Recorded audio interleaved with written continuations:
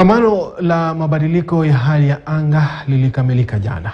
Tunaangazia hatua ya Rais William Ruto kuruhusu ukataji miti katika misitu ya serikali baada ya kuwepo kwa ilani ya kuzuia ukataji huo kwa miaka 6 iliyowekwa kwa Rais mstaafu Uhuru Kenyatta. Je, hatua ya Ruto ina manufaa au madhara kwa mazingira? Willy Lusige na taarifa hiyo.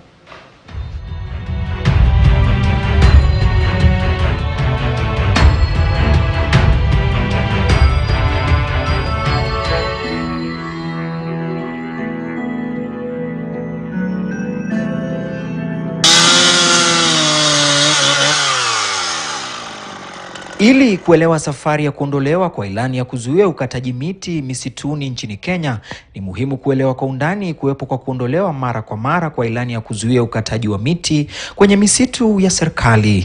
Msitu sasa inachomeka kila mahali, miti inakatwa kama... Rais wa pili wa taifa la Kenya, Daniel Toroitich arap Moi, alikuwa wa kwanza kuweka ilani ya kuzuia ukataji miti kwenye misitu ya umma mwaka 1986, ila aliondoa ilani hiyo miaka kadhaa baadaye baada ya kulemewa na kilio cha wawekezaji wa biashara ya mbao nchini mwaka 1964. Rais Mwai Kibaki aliruhusu ukataji wa miti katika misitu ya serikali kwa muda baada ya kutoa uongozi mwaka 2003, ila kutokana na ufisadi kwenye misitu na ukataji wa miti mwituni kiholela, Kibaki alifutilia mbali ruhusa hiyo mwaka 2007. Mimi ni Somila. Nimefanya hii kazi kwa muda wa miaka almost 20 na sijaajiriwa pahali pengine. Hii ndio kazi ile nafanya na ndio tegemeo langu. Nimelelea watoto wangu hapo. Maafisa wa serikali wa kulinda misitu na wakataji miti wakidaiwa kuharibu misitu na kupitisha kiwango walichoruhusiwa kukata miti, Kibaki akisema hangeruhusu misitu kuharibiwa zaidi. There before you used to have a problem like in an area like here where people could poach, people could illegally cut the trees. We are using, because they are the same people who are around the forest, we are using the same people to make sure that those who are poaching the trees or cutting the trees illegally, we can be able to identify them and stop them from doing that. My name is Eric Mugambi. I'm a licensed forest industry investor with Kenya Forest Service. Rais wa 4 wa Kenya, Uhuru Kenyatta, alipotoa uongozi mwaka 2013, ruhusa ya ukataji miti kwenye misitu ya umma ilikuwepo. The ministry through Kenya Forest Service gets to pre-qualify us, assess us, and grant us the right to use forest materials. And in this case, we also compensate for the same materials in terms of by way of paying for them, so that we are allowed to cut them. Ila katika awamu yake ya pili, kitumbua kikaingia mchanga. Kutokana na kuharibiwa kwa misitu, Kenyatta akiteua kamati maalum ya kutoa mapendekezo ya hatua za kuchukuliwa kuokoa misitu. There's a very clear process and plan that allows us to cut those trees through what the government, through what the policy, through what the act actually provides for what they call the plantation establishment and livelihood, what they call the PELIS. And this is an act of parliament. Kamati hiyo iliongozwa na Marion Wakanyi Kamau ilifanya uchunguzi wake kuhusu maafisa fisadi wa kulinda misitu pamoja na sakata za kuwaruhusu wakataji miti kukata miti asili badala ya iliyopandwa. Kenyan forests is a government investment. Just like our roads or hospitals or schools. You cannot, just because we have road accidents, you cannot ban the usage of roads. So just because we have one rogue, individual that probably walked and, got into the forest and poached 2 or 3 trees, then put a blanket ban on the forest. Baada ya Rais Kenyatta kupokea ripoti ya kamati hiyo, alitangaza rasmi kufutiliwa mbali kwa ruhusa ya kukata miti kwenye misitu ya umma. Ilani hiyo aliitoa mwezi Februari mwaka 2018, akisisitiza ndio njia pekee iliyokuwepo ya kuokoa misitu. The ban was so arbitrary. We're in the middle of harvesting, so we had to stop and leave everything in the forest, in the plantation forest at the time. So for the 5 years, the material has been lying idle. There's been a ban on logging since 2018, which was just recently lifted. That ban has greatly impacted the industry, and mainly in a very negative aspect.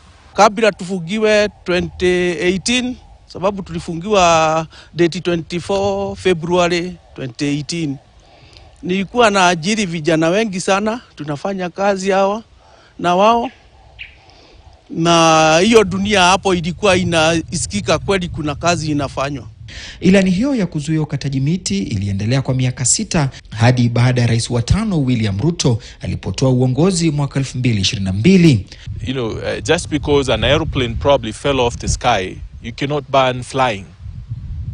So it is what we have, just a sober, sane and rational conversation about how do we utilize our forest resources. We already have enough law, enough legislation and enough policy in place to guide that.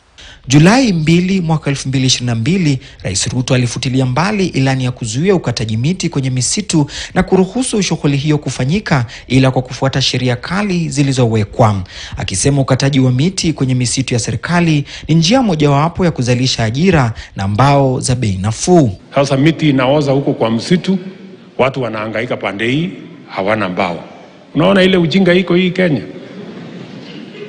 So hiyo maneno yote sasa tumeondoa na tumesema tutafanya na mpango. Nilifurahia sana wa president kutuondolea hii mikasa ya kufungiwa msitu. Na tunafurahi sababu wengine walikuwa wamelipa miti na pesa zao ikafungiwa huko for almost 5 years. Wengine walikuwa wamebeba maroon. Na hata tunashindwa namna gani. Lakini tukafurahia wakati wa run and president. Ila hatua hiyo ilipingwa vikali na watetezi wa mazingira nchini na chama cha mawakili LSK kikawasilisha kesi mahakamani kupinga ruhusa ya Rais Ruto. To every sawmiller who is allocated a plantation, we know the number of trees they are supposed to cut.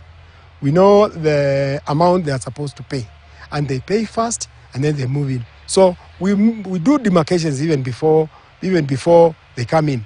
We know sawmiller ABCD is to work on portion 1 or portion 2 or portion 3, which has got this number of trees and it is costing this amount of money. It's very easy to verify, and then these guidelines are disseminated from my office down to the ranger on the ground who is supervising the removal.